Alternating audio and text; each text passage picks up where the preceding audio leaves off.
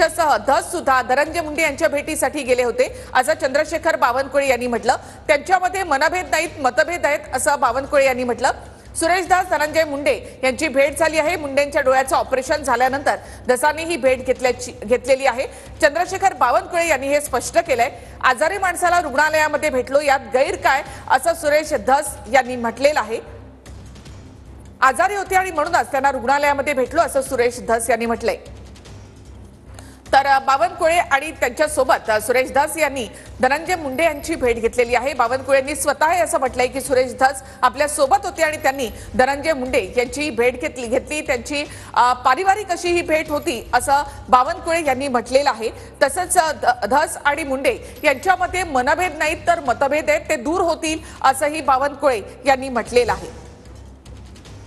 सामाजिक कार्यकर्त्या अंजली दमानिया आपल्यासोबत फोन लाईनवर जोडल्या गेलेल्या आहेत। अंजलीजी, स्वागत तुमचं। आत्ताच तुम्ही पाहिलं, एकीकडे धस धनंजय मुंडेंवर आरोप करतायत, दुसरीकडे ते आता धनंजय मुंडे यांच्या तब्येतीची विचारपूस करण्यासाठी बावनकुळेंसोबत हॉस्पिटलमध्ये जातात।